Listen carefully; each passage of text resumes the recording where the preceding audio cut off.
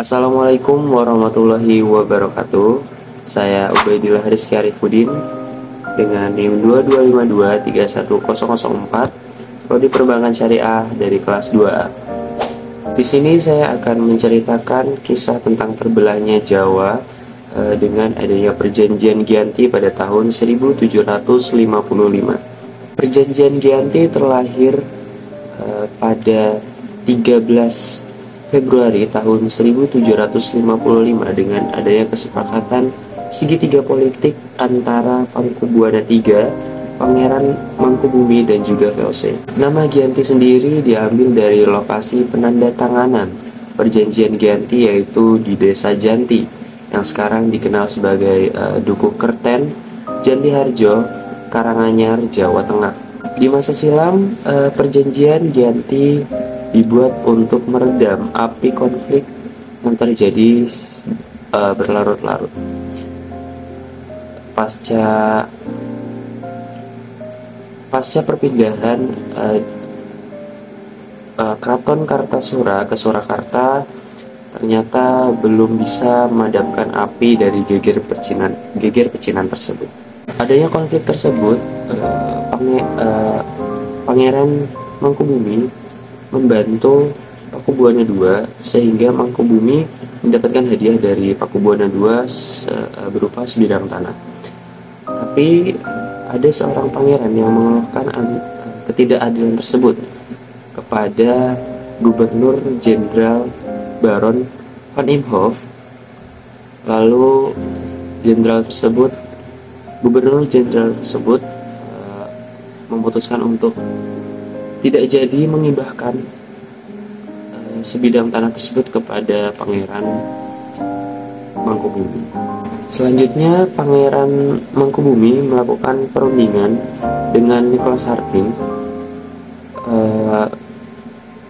karena Nicholas Harting terancam daerah operasionalnya. Selanjutnya, mereka sepakat atas kesepakatan yang mereka buat.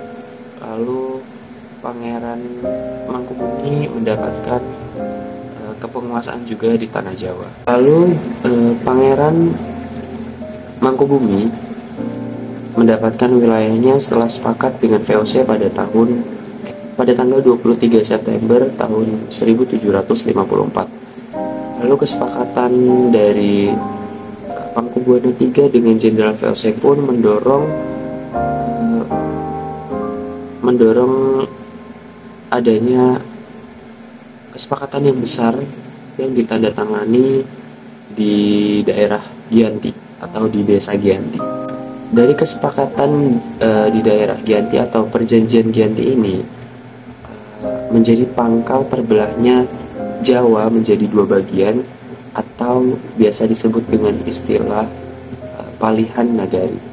Pasca Perjanjian Giyanti ini, Raden Mas Said atau Pangeran Sambernyawa masih melakukan pemberontakan.